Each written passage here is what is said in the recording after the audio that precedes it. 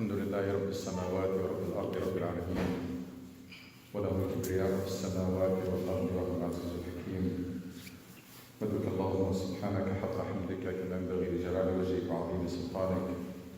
ربنا لك الحمد حتى ترضى ولك الحمد إذا رضيت ولك الحمد بعد الرضا. الحمد لله الذي هدانا لهذا وما كنا لنهتدي لولا أن هدانا الله. الحمد لله الذي بنعمته تتم الصالحات. صلى الله وسلم وبارك على سيد الأولين والآخرين محمد وعلى آله وصحبه أجمعين ومن تبعهم بإحسان إلى يوم الدين. أشهد أن لا إله إلا الله وحده لا شريك له الملك الحق المبين، وأشهد أن محمدا عبده ورسوله وصفيه من خلقه وخليله وأمينه على وحيه. يا أيها الذين آمنوا اتقوا الله حق تقاته ولا تموتن إلا وأنتم مسلمون. يا أيها الذين آمنوا اتقوا الله وانظروا نفس ما قدمت لغد واتقوا الله إن الله خبير بما تعملون. My dear respected brother and sister in Islam, all praise and glory and thanks are due to Allah subhanahu wa ta'ala. We owe Allah subhanahu wa ta'ala everything we have. We are completely dependent on Allah subhanahu wa ta'ala for all our needs. يا أيها الناس أنتم الفقراء إلى الله والله هو الغني الحميد. So make sure that you seize every opportunity. One, to thank Allah for what He has given you. And the more you thank Allah, the more He gives you. And two, to pray for Allah. This powerful tool in your hands called dua, which many of us don't use it effectively, to pray for Allah intensively and repeatedly and persistently for all your needs. Today, inshallah, we're going to start an important topic, just introduce it and then come back to it in more details. But I'm going to start first by really commending and saluting and thanking the New Zealand people, population and government for this wonderful and unprecedented stand that they kept surprising us for the whole week with new moves, and that looks very sincere, very genuine. It's really made support that was not beyond expectation. The funeral, very dignified janazah and huge janazah for the victims and for the martyrs. Prime Minister taking a very great leadership role despite her young age, and treating the Muslims as citizen, respected, dignified citizen, etc. So this is something, it has exceeded the stand of most Arab and Muslim leaders. Just to give you an idea, it was way beyond what most Arab and Muslim leaders done, which is something to be commended and saluted. Now this incident for the people in New Zealand, for Muslims in New Zealand, for Muslims everywhere, it is a tragedy. But throughout history, communities and nations thrived when they can turn a tragedy into an opportunity. History is full of this, of cases when community and its leaders managed to turn a crisis or a tragedy into an opportunity. Now all this sympathy, all this support, all this focus on Muslims has to be used, has to be taken advantage of for our people, for Muslims there and everywhere, to go out, to reach out more, to be more engaged, to tell our story, exactly doing the opposite of what they want us to do, what this crazy criminal people want us to do, which is to feel inferior, to withdraw, to retreat, to accept to be treated as second-class citizen. Exactly the opposite. Should be more open, more engaged, more assertive, and I'm sure some of us are going to be tested, or probably already in this last week. How are we going to respond? Make sure that you don't allow anybody to treat you as a pushover, that now you became a target, or now you become weak, or etc. No. This is a country of law, and we should not accept any mistreatment or anybody to cross their limits. And of course, within the law and using the legal means. So that was one thing that I wanted to start with. Now the topic I want to start is basically what makes communities and nations strong and what makes them weak. This is no longer a guesswork. These are become sciences now. There are so many books that were written about what makes community and nations thrive and what makes them collapse. One of the recent books I read is called Why Nations Fail. Why Nations Fail. Very, very popular book. The first popular book was the Rise and Fall of Nations. The Rise and Fall of Nations, or the Rise and Fall of Empires. But this, one of the recent books, is Why Nations Fail.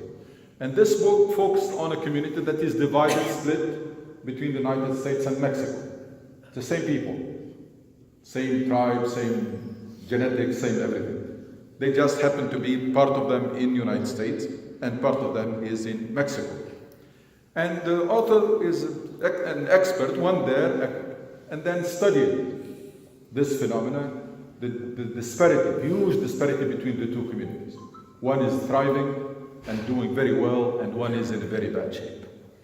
So that by itself rules out the issue of genetics, because these are the same people.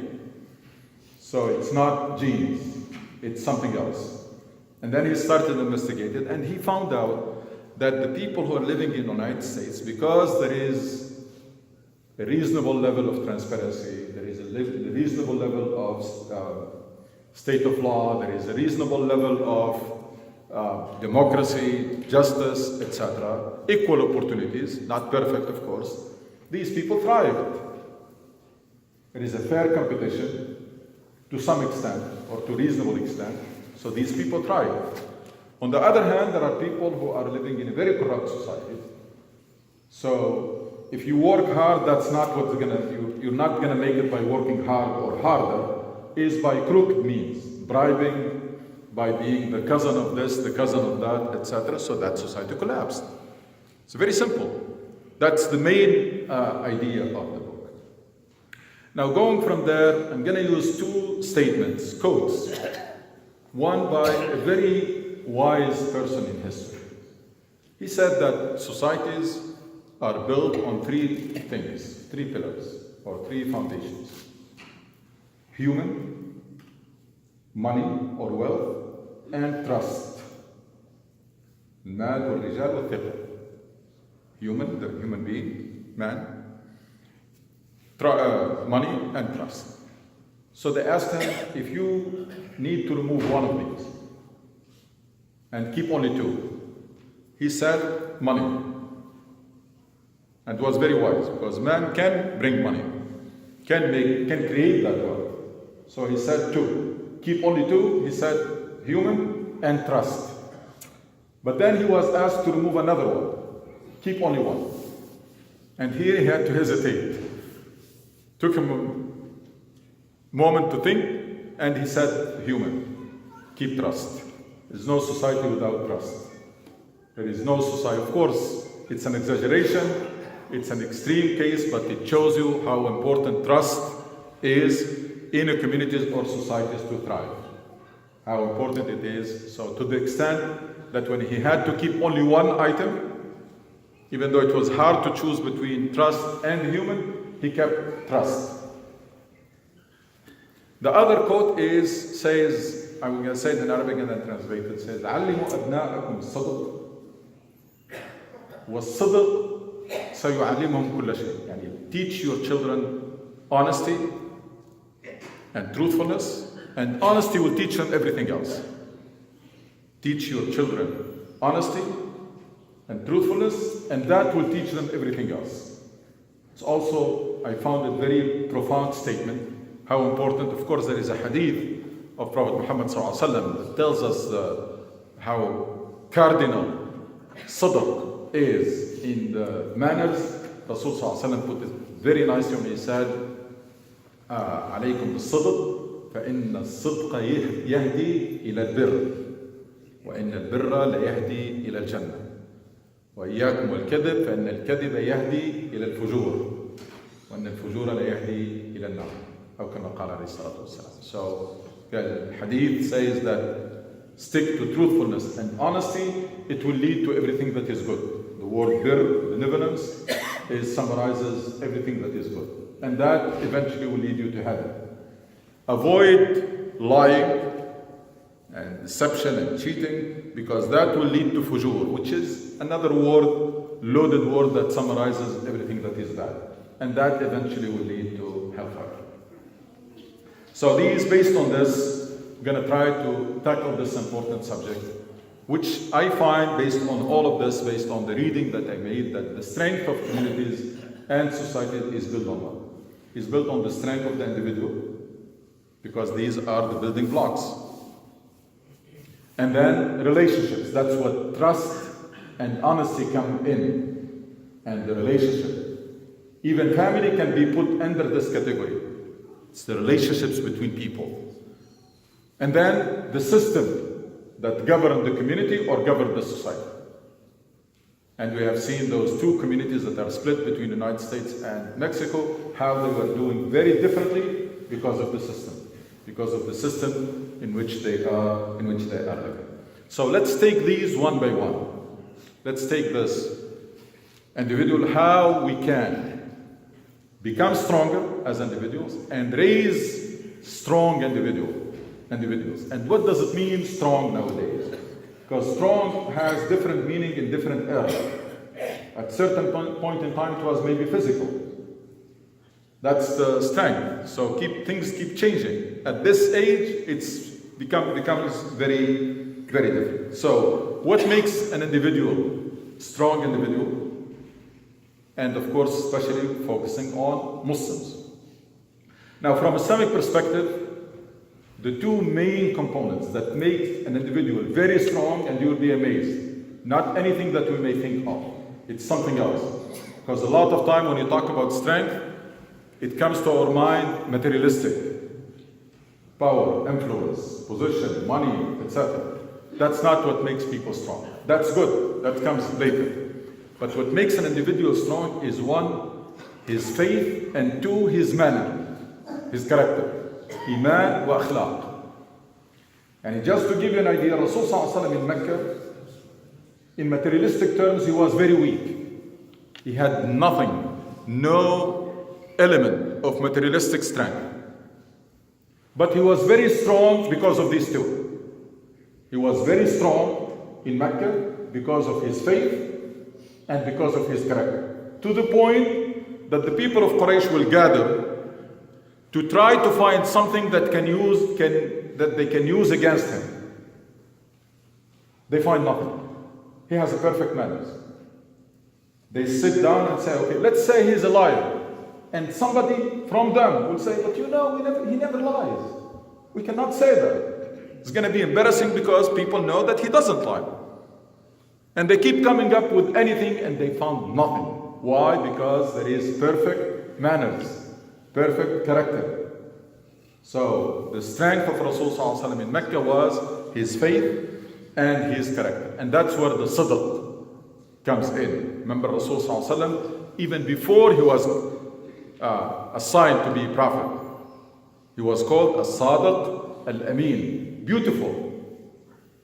The trust, the truthful, the honest, or the honest and the trustworthy. As-Sadiq al-Amin. And these titles, people don't get them easily. Especially in that environment where people know each other very well and they interact with each other a lot. Because they were basically one family, one large family.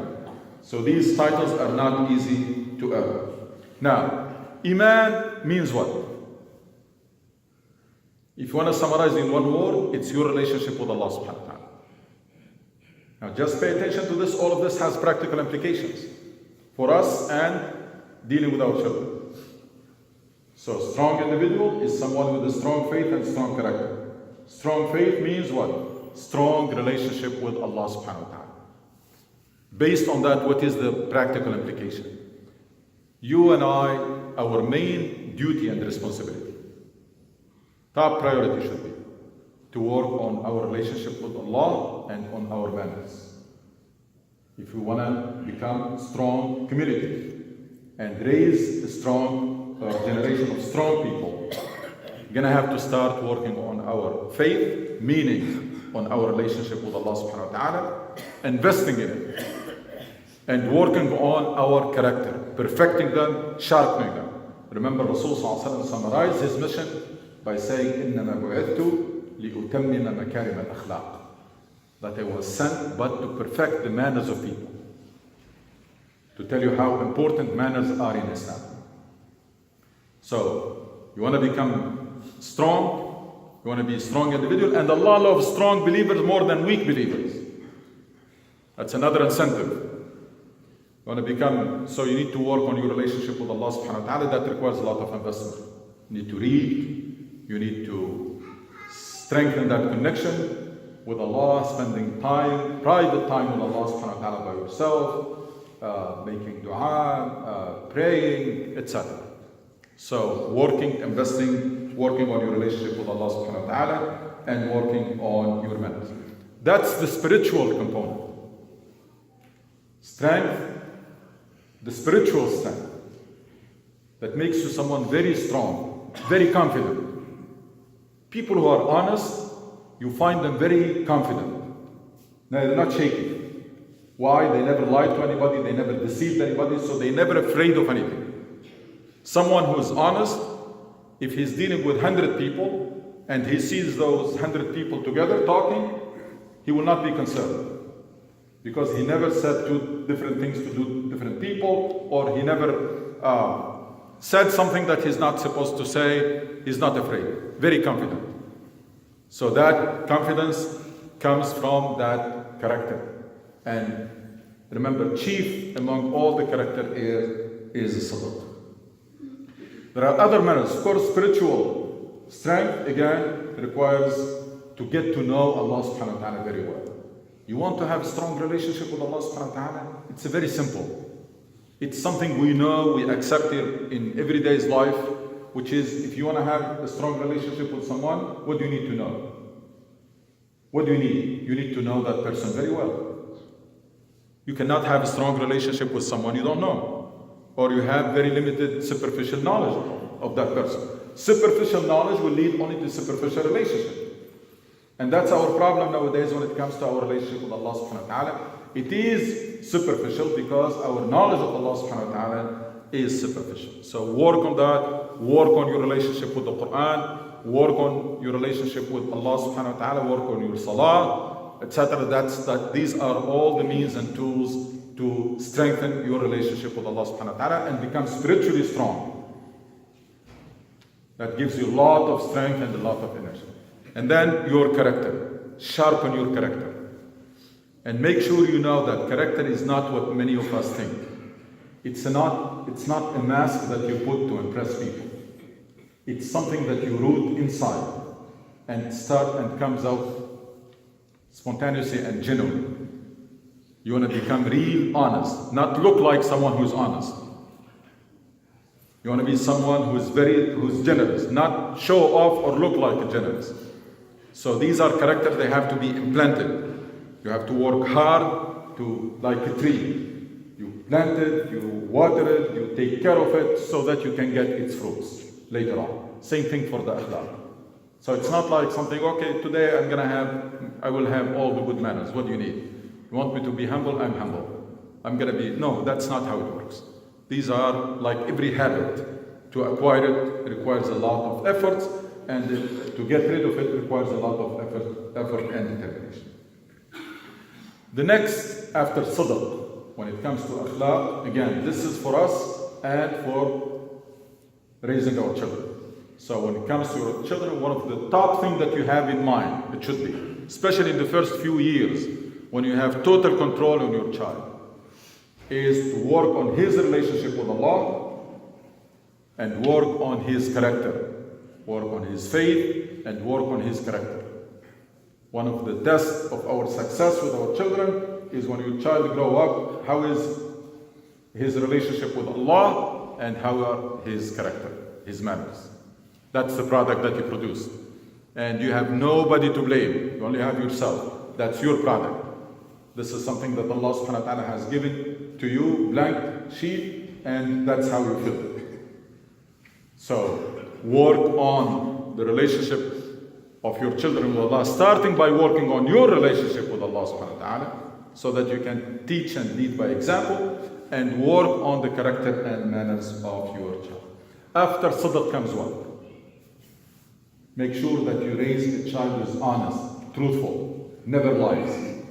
And by the way, in this society, the environment is very helpful, because in democratic and free societies, people, they don't have this tendency to wear masks. They are themselves. They don't have to lie. Unlike in oppressive regimes, when people have oppressive regimes almost make people hypocrites. Why? Because to get by, you have to lie, and you have to use the crooked ways and do. Here, no. Here, people are raised to express their opinion, even when they are at home, when they're young, in school. Nobody will try to suppress them, etc. So that's very helpful for us. The environment is very helpful. If you want to do this in a Muslim country, you may find it much more difficult. Why? Because these countries are ruled by oppressive regimes, and oppressive regimes teach hypocrisy, and teach deception, and teach people to wear masks, not to be themselves, and to express their opinions and their feelings. Next on the list is justice, adl. This is a big issue. It cannot be bigger than the verse made it, the verse in Surah Al-Hadid made it. Allah subhanahu wa ta'ala says in Surah Al-Hadid, لَقَدْ أَرْسَلْنَا رُسُلَنَا بِالْبَيِّنَاتِ وَأَنزَلْنَا مَعَهُمُ الْكِتَابَ وَالْمِيزَانَ لِيَقُومَ النَّاسُ بِالْقِسْطِ. That we have sent our messengers with the revelations and sent with them the book and the scale. Why? So that justice prevails. So Allah subhanahu wa ta'ala is telling us that the ultimate goal of this deen is what? Justice. So that's how we're going to start teaching this at home. Teaching what? Teaching our children to be fair-minded and just and not to be biased. To say the truth regardless, and to stand with justice regardless. Quran is very clear in this. يا أيها الذين آمنوا كونوا قوامين بالقسط شهداء لله ولو على أنفسكم أو الوالدين أو الأقربين إن يكن غنيا أو فقيرا فالله أولى بهما فلا تتبعوا الهوى أن تعدلوا.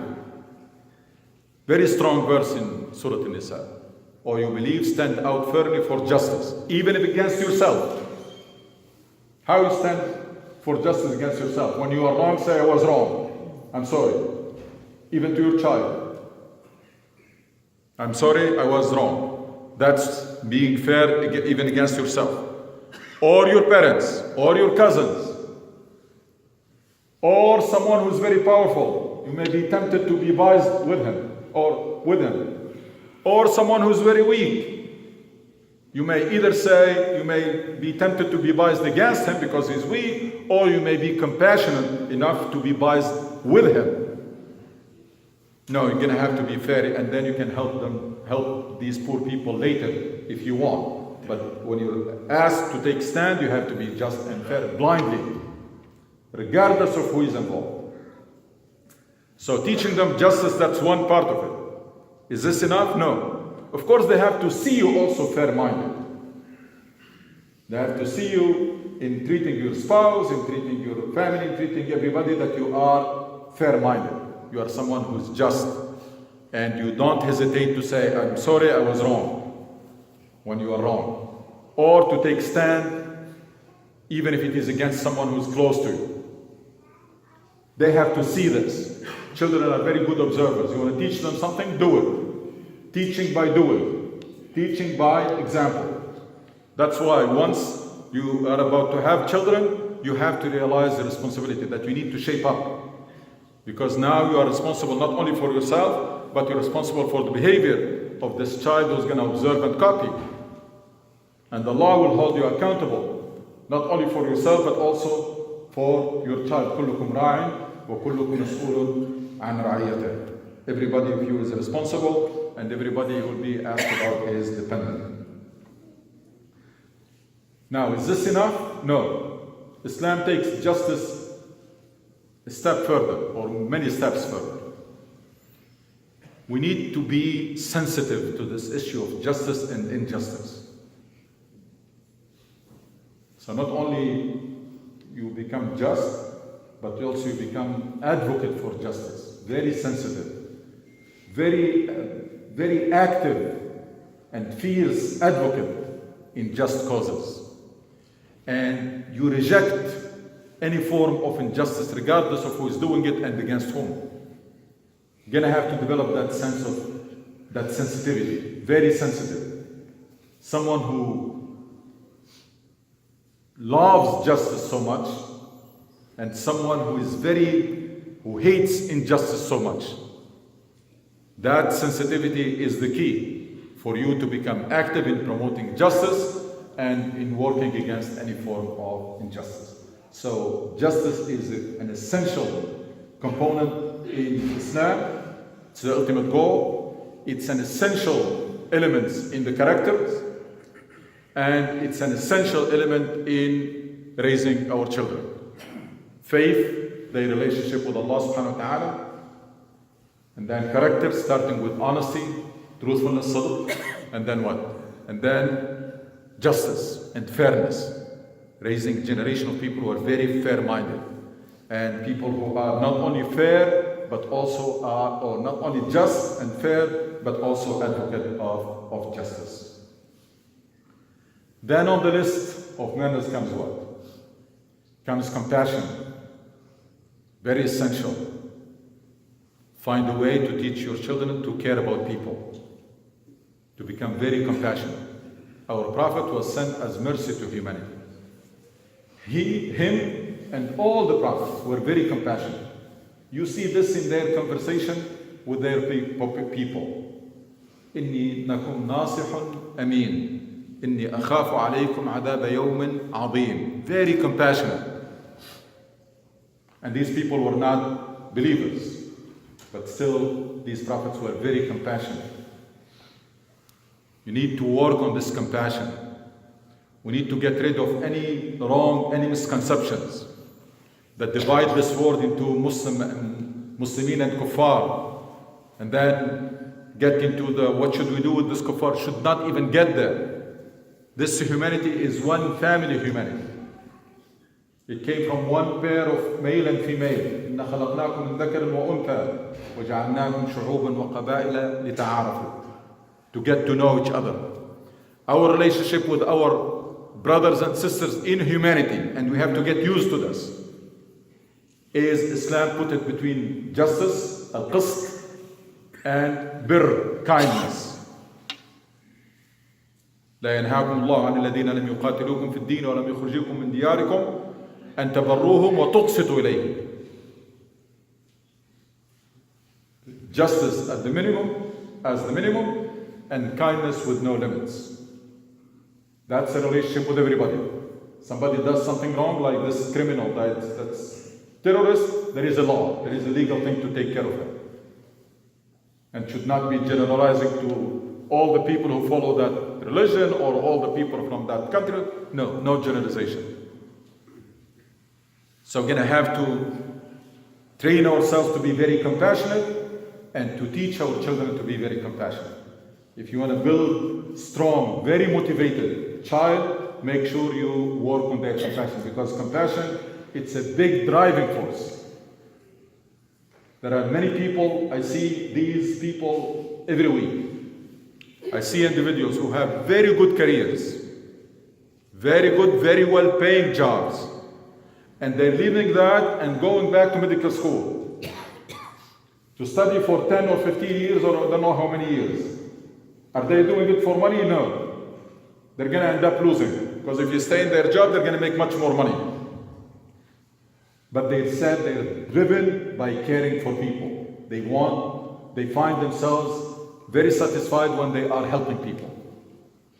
And I was one of the people who thought that everybody who goes to medical school goes for money and success. Just to be honest with you. I found out that's exactly the opposite.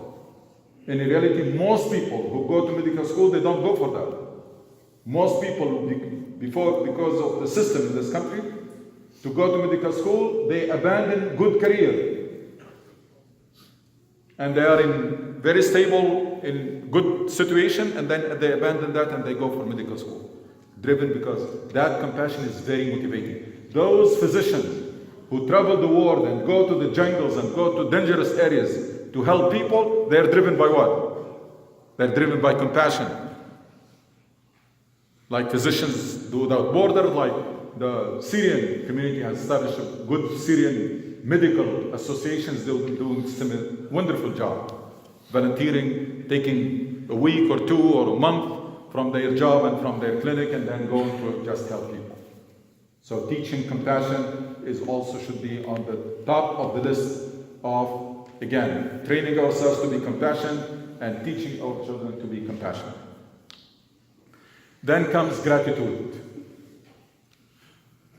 This is critical for the strength of individual and for the relationships. All of these items, they're good for both. To be grateful, to appreciate what people do to you. Nobody is forced to do anything to you. Anybody who does anything to you, you're going to have to be very thankful and very grateful. وَمَنْ لَمْ يَشْكُرِ النَّاسَ لَمْ يَشْكُرِ اللَّهِ. Whoever is not grateful to people, he's not going to be grateful to Allah. Grateful to Allah first, grateful to your parents, and then grateful to everything who does any little thing to you. This will make the relationship very strong and motivate people to do good. Nowadays I can see that a lot of people who are hesitating to help and becoming less and less generous because of lack of appreciation and lack of gratitude, which is unfortunately spreading tremendous. So honesty, sadaq, justice and fairness, compassion and gratitude, and the list goes on. وَتُوبُ إِلَى اللَّهِ إِنَّهُ غَفُورٌ رَحِيمٌ.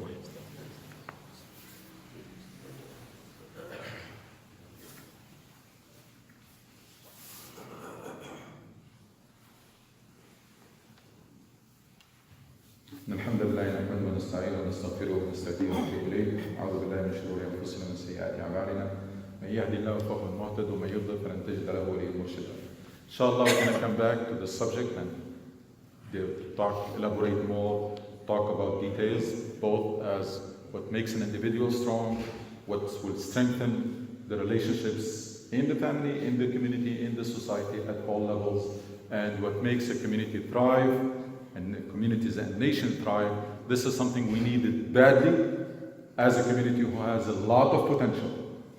We are a community with a great potential, and our situation is not consistent, neither with our mission nor with our potential.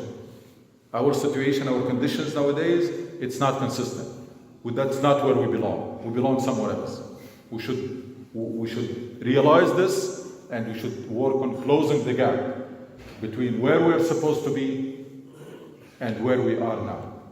And again, our mission and our potential empower us and enable us to be in a much better situation than we are in. ربنا آتنا في الدنيا حسنة وفي الآخرة حسنة وقنا عذاب النار. اللهم اشف مرضانا وارحم موتانا وتوفنا وانت راض عنا واختم بالصالحات أعمالنا واجعل خير أعمالنا خواتمها وخير أيامنا يوم نلقاك. متعنا اللهم بنظر من وجهك الكريم. ربنا ارحم والدينا كما ربونا صغارا وارحم موتانا وجميع موتى المسلمين. لا إله إلا أنت سبحانك إنا كنا من الظالمين. صلى الله على سيدنا محمد.